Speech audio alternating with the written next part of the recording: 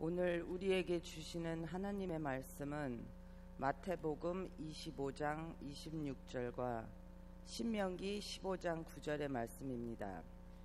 먼저 마태복음 말씀입니다. 그 주인이 대답하여 이르되 악하고 게으른 종아, 나는 심지 않은 데서 거두고 해치지 않은 데서 모으는 줄로 네가 알았느냐. 이어서 신명기 말씀입니다. 삼가 너는 마음에 악한 생각을 품지 말라. 곧 이르기를 일곱째 해 면제년이 가까이 왔다 하고 네 궁핍한 형제를 악한 눈으로 바라보며 아무것도 주지 아니하면 그가 너를 여호와께 호소하리니 그것이 네게 죄가 되리라. 이 말씀은 살아계신 하나님의 말씀입니다. 오늘 너무 은혜로운 찬양해 주셔서 너무나 감사합니다. 저는 금요일 저녁, 토요일 새벽, 그리고 토요일 저녁 3번에 걸쳐서 저희 간증의 말씀을 나누었습니다. 그리고 제일 하고 싶은 말을 남겨 놓았습니다. 그 말이 얼마나 하고 싶었는지 모릅니다. 그 말을 오늘 하려고 합니다. 이제까지 한 내용을 잠깐 요약을 하게 되면, 저는 일반적인 선교사가 아닙니다. 왜냐하면 저는 신학을 전공하지도 않았고 선교단체에 속하지도 않았으며 교회에서 파송도 받지 않았기 때문입니다. 그런데 저는 분명히 선교사입니다. 왜냐하면 하나님께서 나를 캐나다 원주민을 위해서 부르셨기 때문입니다. 저는 씨 뿌린 자가 아닙니다. 저는 돌로 가득한 캐나다 원주민의 마음밭의 돌을 제거하는 사람입니다. 다시 말하면 저희 역할은 세례 요한의 역할입니다. 말씀이 땅에 떨어졌을 때 잘 자랄 수 있도록 땅을 옥토로 만드는 것이 바로 저희 역할입니다.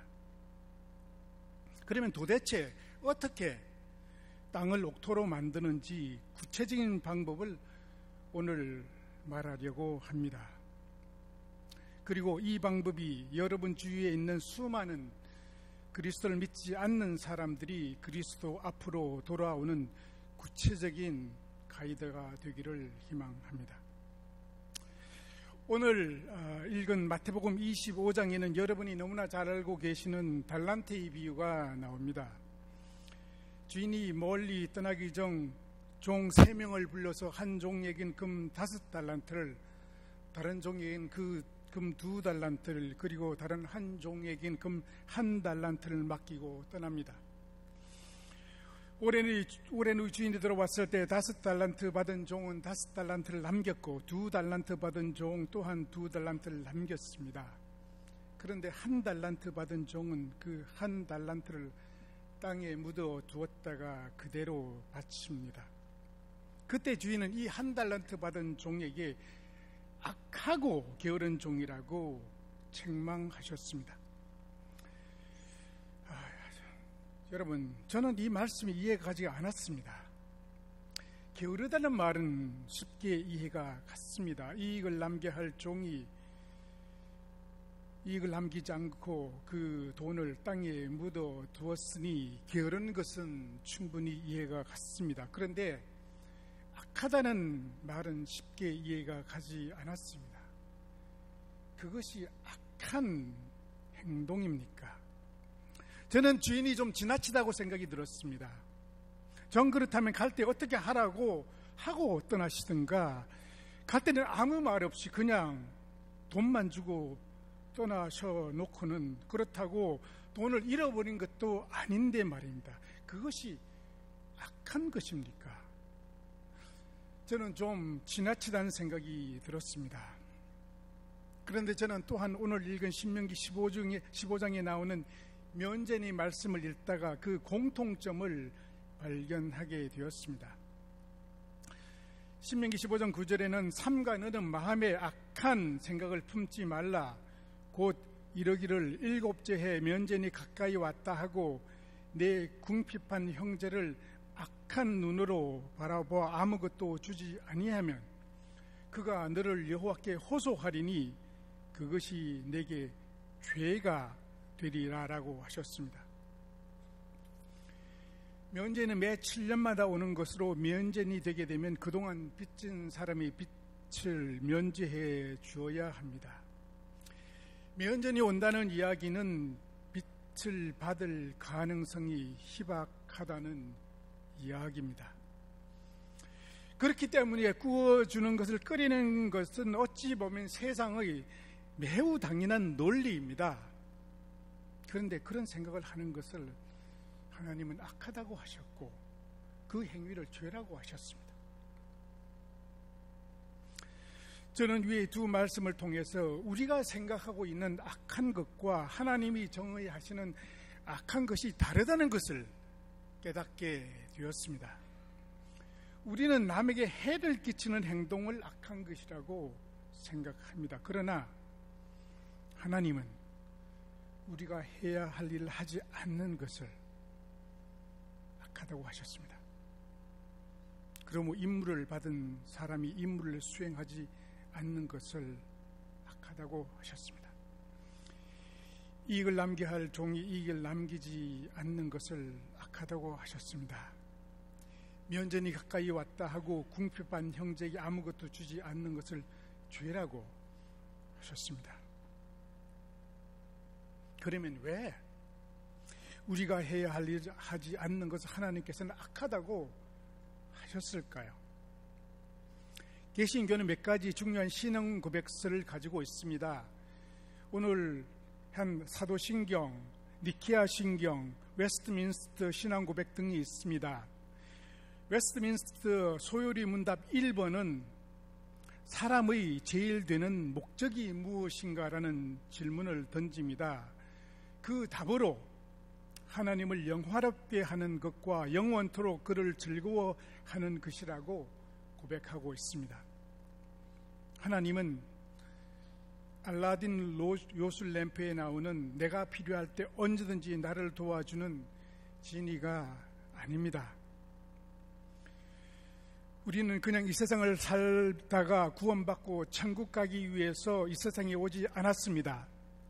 우리는 무언가 하기 위해서 이 세상에 보냄을 받았습니다. 토기장이가 토기를 만들었을 때에는 다 그 이유가 있는 것입니다. 하나님께서 우리 각자를 특별한 목적을 가지고 창조하셨습니다. 그런데 그 목적에 맞지 살아가지 않는 것은 창조의 낭비입니다. 창조의 낭비는 하나님께서 보실 때 악한 것입니다. 해야 할 일을 하지 않는 것이 악한 것이라는 관점에서 저는 원주민 회사 긱섬의 핵심 가치를 세 가지로 정했습니다.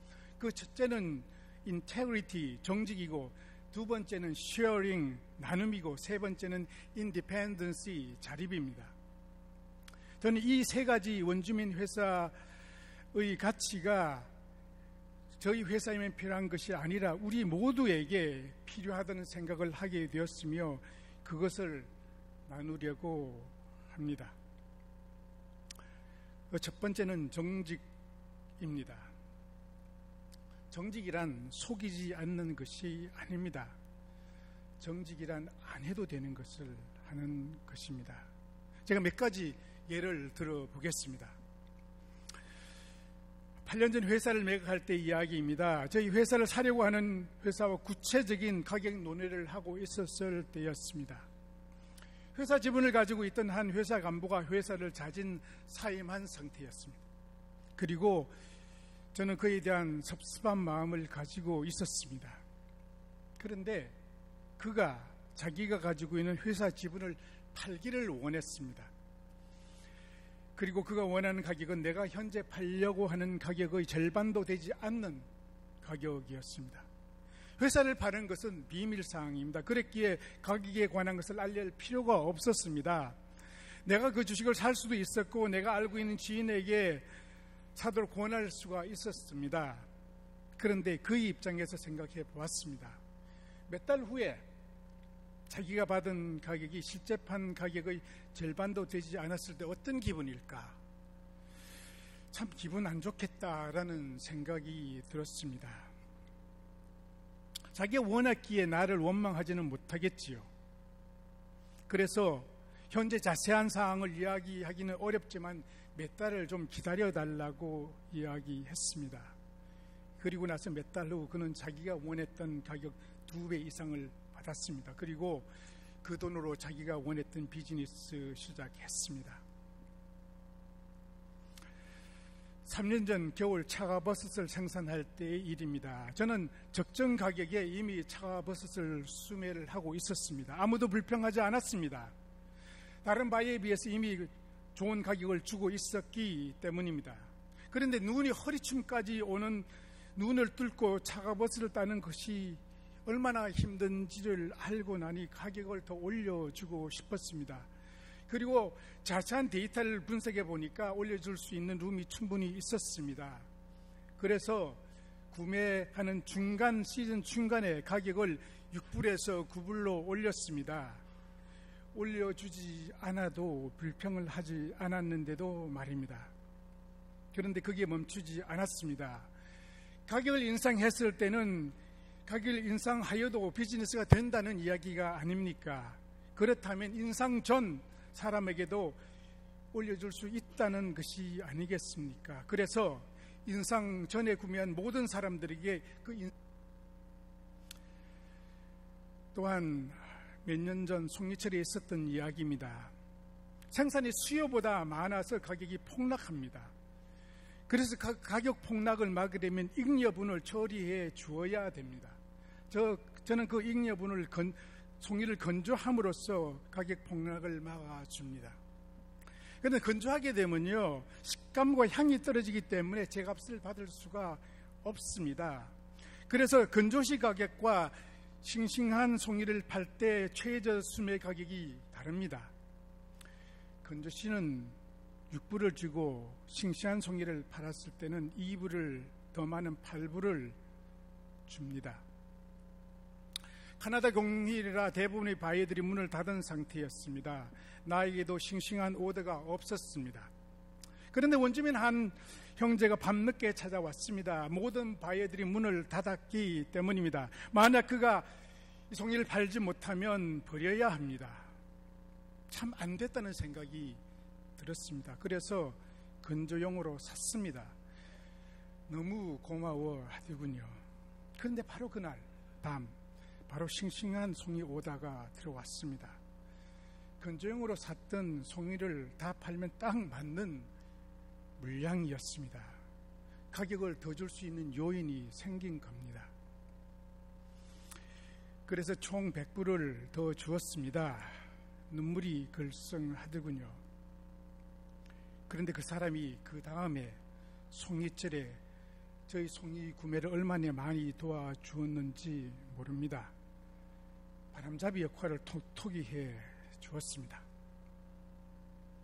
다시 한번 말하자면 정직이란 하지 않아도 되는 것을 하는 것입니다. 정직이란 상대방이 모르고 있고 나만 알고 있는 것을 상대방의 입장에서 해주는 것입니다. 그런데 왜 정직하지 못할까요? 정직하지 않는 것이 금전적으로 이익이 된다고 생각하기 때문이 아니겠습니까? 정직을 지킨다는 것은 단기적으로 손해를 본다는 이야기입니다. 당장 손해보지 않고 정직하는 방법 없습니다, 여러분. 손해보지 않아도 정직하면 모두가 정직하지 않겠습니까? 정직을 통해 이익을 얻으려는 의도가 있다면 손해를 보아야 합니다. 여러분, 돈이 있는 곳에 마음이 있지 않던가요? 금전적으로 손해를 본다는 이야기는 마음을 준다는 이야기입니다. 마음을 받은 사람은 그대로 있지 않습니다. 언젠가는 그 마음을 돌려주려고 합니다. 그리고 더 많이 돌려주려고 노력할 것입니다. 저는 저희 회사가 성장한 가장 큰 원인으로 저는 인테그리티를 회사의 최고 가치로 정하고 운영해왔던 결과라고 확신합니다. 그런데 다시 한번 생각해 봅시다. 그 손해가 얼마나 될까요? 절대로 크지 않습니다. 충분히 감당할 수 있는 정도입니다. 상대방이 모른다는 얘기는 손해가 크지 않기 때문에 그렇습니다. 크다면 이미 알고 있죠. 당연히 대부분의 경우는 10%를 넘지 않습니다. 이런 말을 하게 되면 어떤 분은 저한테 이렇게 얘기를 하더군요. 여유가 있는 당신 같은 사람에 그렇게 하지만은 정말로 어려운 상태에 살아보라고 그렇게 하는 것이 쉽지 않다고요. 네, 그 어려움 충분히 이해합니다. 그런데 여유가 있어도요, 그렇게 하는 거 쉽지 않습니다, 여러분. 저는 정직에도 손익분기점이 있다고 생각을 하게 되었습니다. 저는 비즈니스 경험에 의하면 3년 정도가 손익분기점이더군요. 3년 전에는 손해입니다. 그런데 3년이 지나고 나서 비로소 이익으로 돌아섭니다. 이러한 어려운 경우에도 정직으로 인해 손해를 본다면 그 손익분기점은 훨씬 단축될 것이라고 생각을 합니다. 여러분이 상대가 어려운 상태에서도 손해를 보면서까지 여러분에게 정직했다면 여러분은 어떻게 하시겠습니까? 가능한 빨리 돌려주려고 하지 않겠습니까? 여러분도 한번 시도해 보시지 않겠습니까? 여러분, 저는 산수를 좋아합니다. 이제부터가 산수 시간입니다, 여러분. 노력하는 것을 덧셈이라면 정직은 곱셈입니다. 아무리 큰 숫자에다가 0을 곱하면 0이 되지요. 즉 아무리 열심히 일해 쌓아놓은 것도 인테그리티가 없다면 한순간에 다 무너진다는 이야기입니다. 여러분은 주위에 그동안 너무 잘 알려진 유명한 사람들이 하루아침에 무너지는 경우를 보고 있지 않습니까? 능력이 없어서가 아닙니다. 리더십이 없어서도 아닙니다. 관계가 나빠서도 아닙니다. 바로 이 정직 인테그리티 부재로 일어난 일들입니다. 또 산수 하나 할게요. 실수를 마이너스로 한다면 대부분의 사람들은 이 마이너스를 커버하기 위해서 플러스를 사용하려고 합니다. 그래서 손실된 마이너스를 플러스하기 위해서 열심히 노력합니다. 바로 노력이 플러스입니다. 여러분, 그런데 다른 방법이 있다는 것 아십니까? 마이너스 곱하기 마이너스 하게 되면 플러스가 된다는 것 여러분 아십니까? 실수를 했을 때 역으로 치는 것입니다.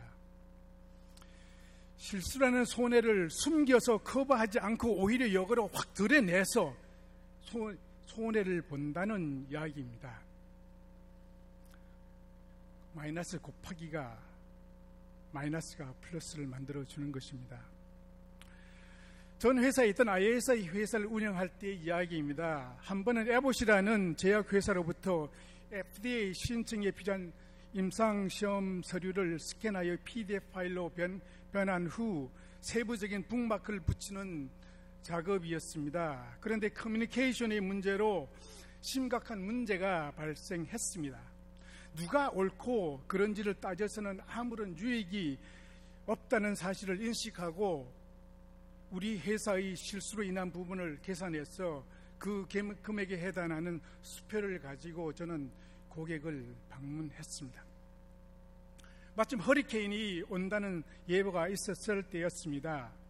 나는 회사의 잘못을 먼저 시인하고 수표를 내밀었습니다. 요구한 것도 아니었습니다.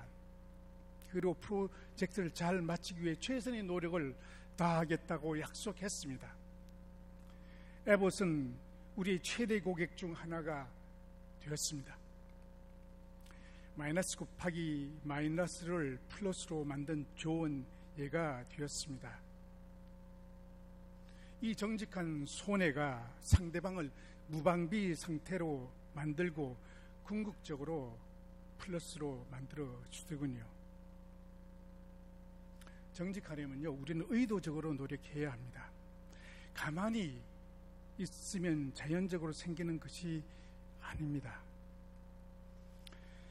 제가 정직에 대한 정의를 안 해도 되는 것이라고 정의한 것은 바로 이러한 이유 때문입니다. 이렇게 정의하게 되면 액션 아이템들이 나오기 시작을 합니다.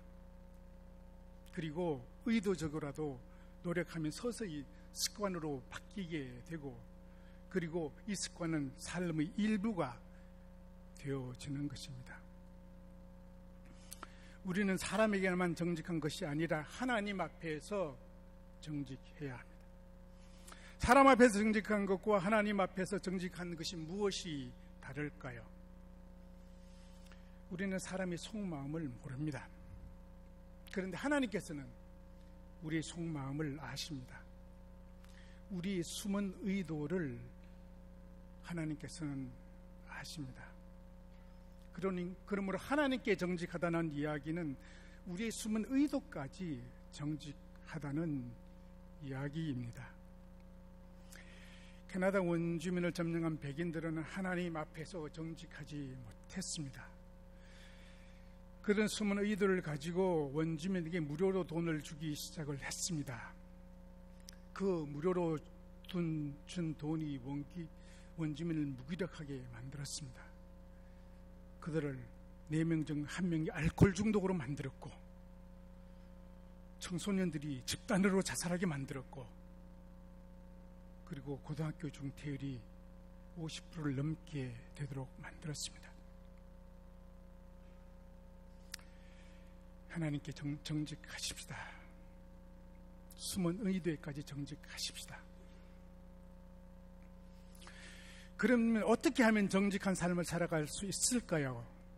누군가가 나의 행동을 보고 있다고 생각하면서 살아갈 때 저는 그것이 가능하다고 생각을 합니다.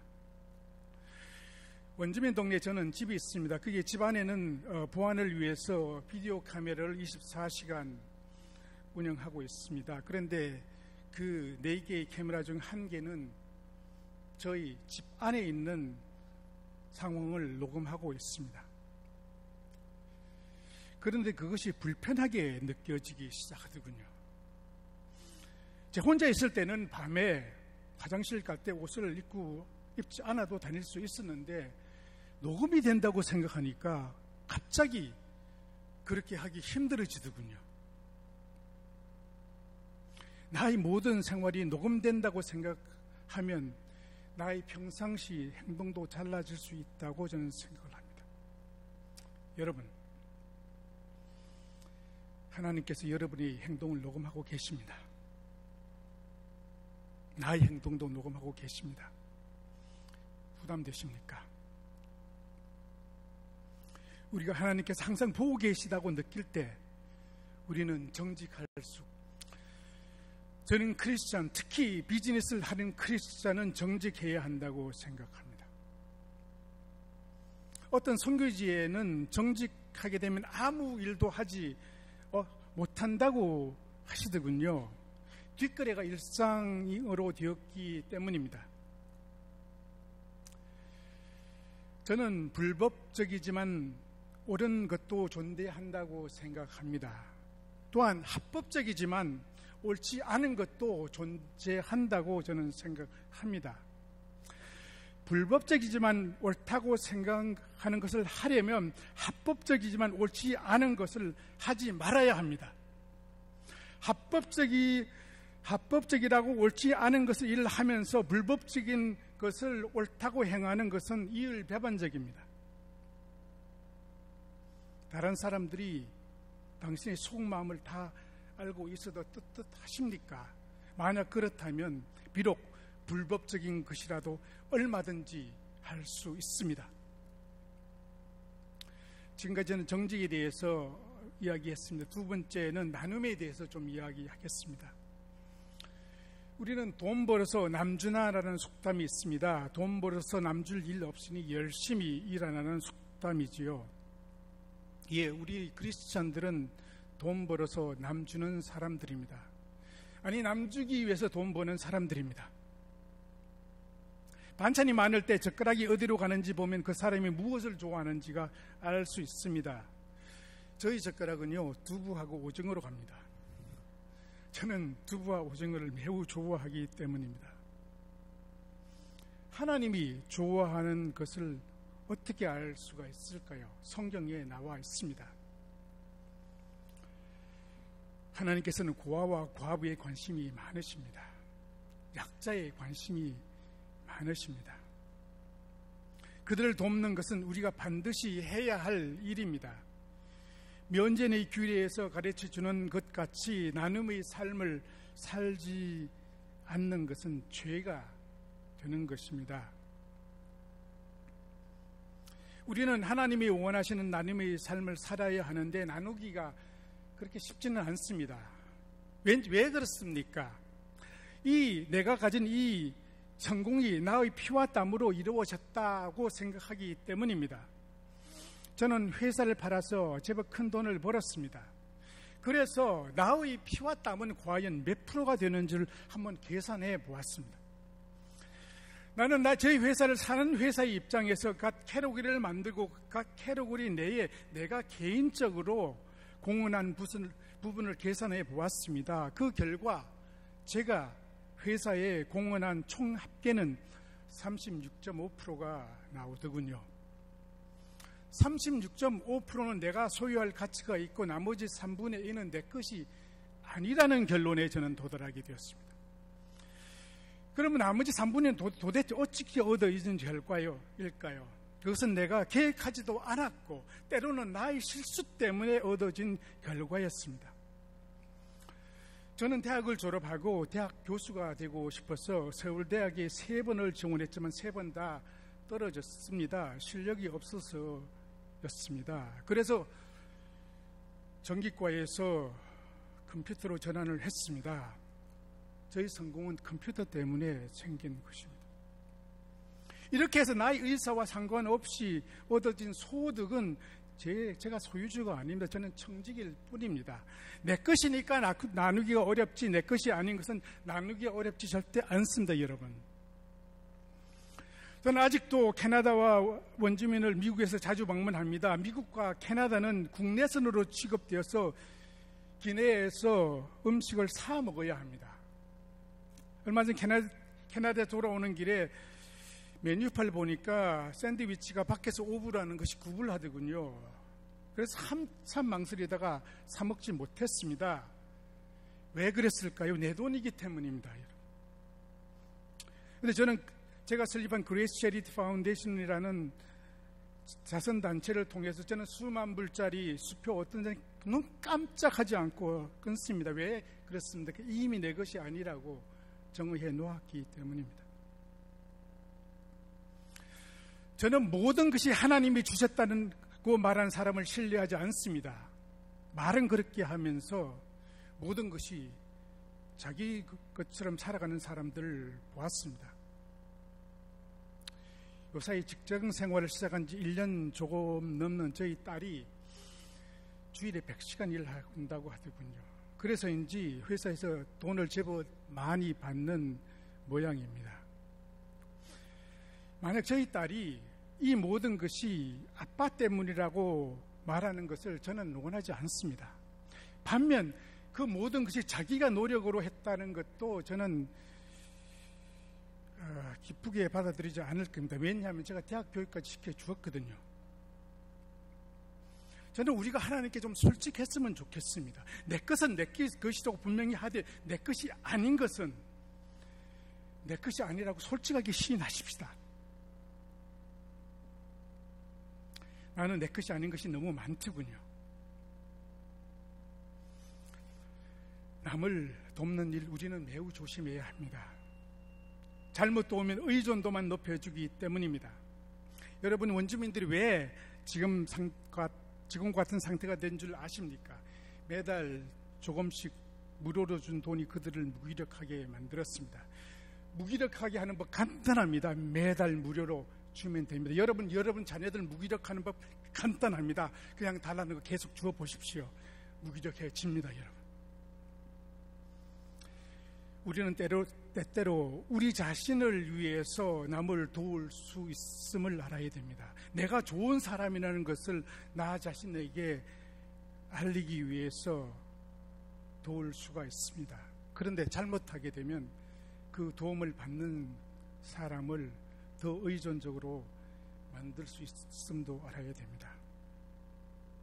원주민 동네에 가면 흔히 보는 것이 빈 캔들이 여기저기 널려 있고 빈 봉투들이 여기저기 있습니다. 그것을 보고 청소해 주는 단기 선교 온 사람들이 있습니다. 제발 청소해 주지 마세요. 그들 시간이 많거든요. 그들이 할 수 있거든요. 그들이 여러분이 청소해야 되는 것 보고 좋아할 줄 아십니까? 절대 아닙니다. 의식 있는 사람들은 기분만 나쁩니다. 잘 나누는 것이 쉽지 않습니다. 잘못하게 되면 돈 잃고 사람 잃기 때문입니다.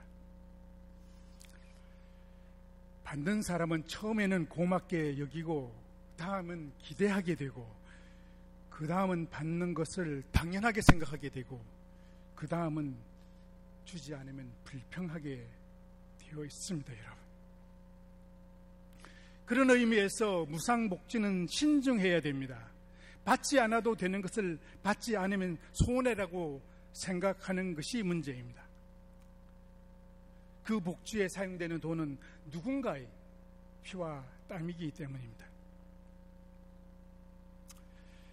세 번째, 저는 자립을 선택을 했습니다.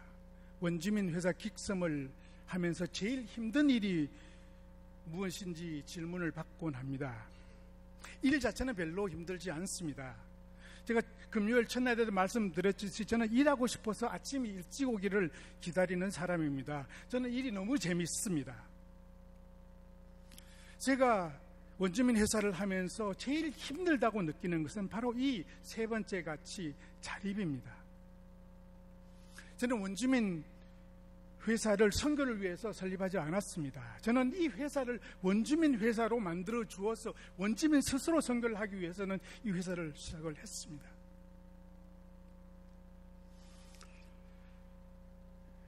원주민은 다른 선교가 조금 다릅니다. 캐나다 원주민은 캐나다 안에서 고립된 종족입니다. 그들은 대부분의 문제는 상대적인 결핍에서 오는 것들입니다. 그들은 선진국 내에서 고립된 생활을 살고 있습니다. 그들에게 중요한 것은 자존감입니다. 자존감을 심어주는 것이 모든 문제의 해결이라는 것을 저는 알게 되었습니다. 저는 이렇게 자존감을 심어주는 것이 쉬울 줄 알았습니다. 그런데 그렇게 쉽지가 않은 것을 깨닫게 되었습니다. 이것이 제 가장 큰 숙제입니다. 세 가지 가치 중에 하나를 빼고 싶다면 저는 이 망설임 없이 이 인디펜 그것 때문에 저는 처음 7년의 계획을 20년으로 바꾸었습니다. 아니 30년으로 변경해야 할지도 모르겠습니다. 제 회사를 시작한 지 벌써 7년이 너무 지났습니다. 회사는 흑자로 돌아섰고 이제 원주민과의 관계도 좋아졌습니다. 그런데 자립의 관점에서 보면 아직도 멀었습니다. 자립하기 위해서는 원주민 사장이 나와야 됩니다.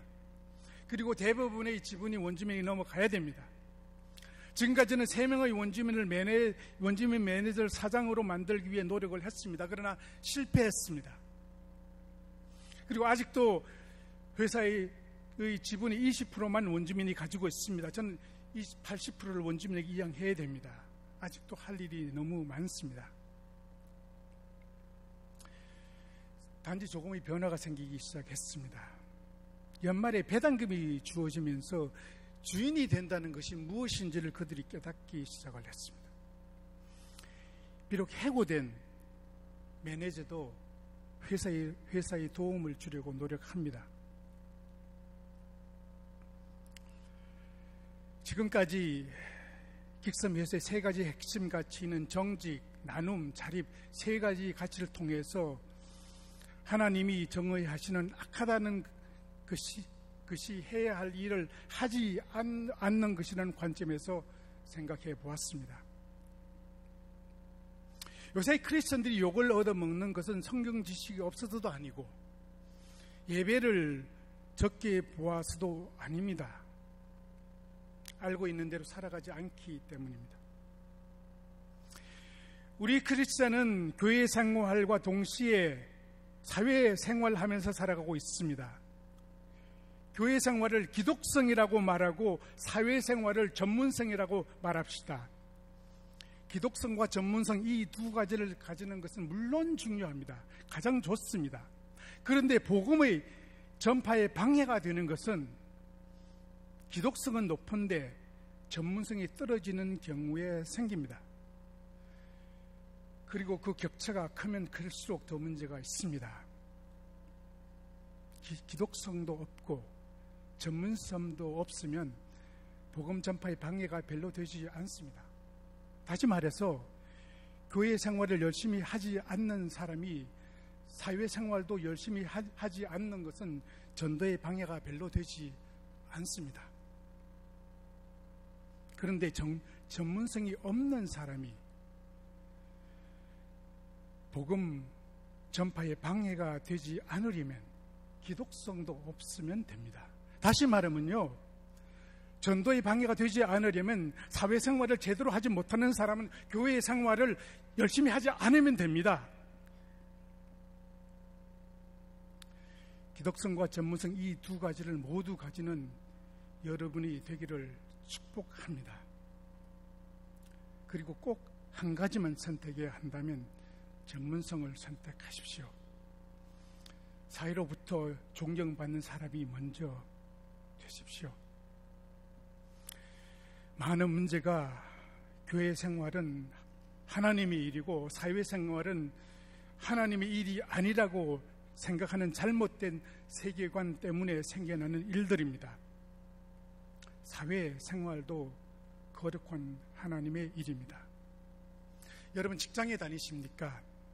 근무 시간에 성경책 보지 마세요. 비기독교인보다 열심히 일하십시오. 여러분이 기독교 사장님이십니까? 회사에서 예배 드리는 것보다 보너스 더 많이 주는 것이 더 중요합니다. 회사에서 기독교인과 비기독교인 공평하게 대하십시오. 직원 고용할 때 기독교인이라고 추가 점수 주지 마십시오. 나중에 실망할 것입니다. 저는 회사를 시작했을 때 초기 시절 회사에서 예배 보기를 원했습니다. 그것이 크리스천 오너가 할 일이라고 생각하게 되었습니다. 그런데 나의 생각이 틀렸다는 사실을 알게 되었습니다. 왜 내가 그런 생각을 했을까요? 누구에게 잘 보이려고 그래요? 저는 목사님에게 그리고 크리스천들에게 잘 보이기를 원했습니다. 그런데 크리스천에게 잘 보이는 것보다 더 중요한 것이 있습니다. 바로 넌 크리스천에게 잘 보이는 것입니다. 그래야 그들이 크리스천이 되지 않겠습니까?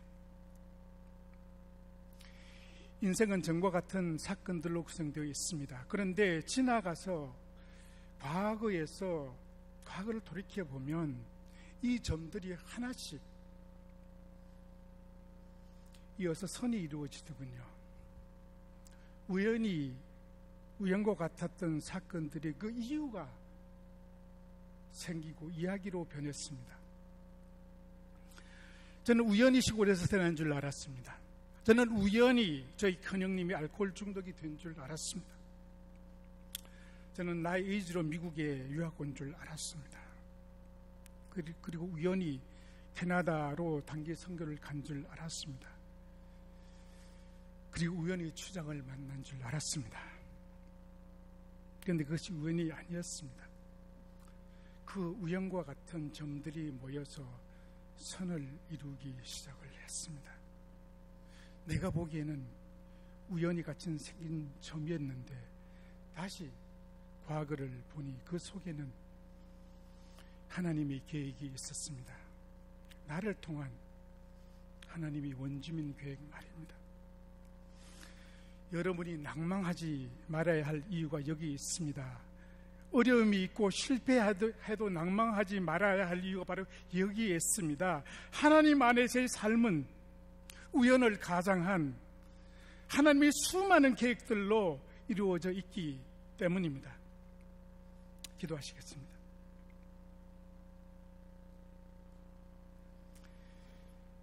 우리를 창조하시고 분명한 목적이 있어서 우리를 창조하신 하나님을 찬양합니다. 우리 비록 실수와 부족함을 통해서도 하나님의 복음이 전파되길 원합니다. 하나님 앞에 정직하게 하시고 이것을 통해서 많은 주님을 믿지 않는 사람들이 주님의 교회로 돌아올 수 있도록 도와주시옵소서. 예수님 이름으로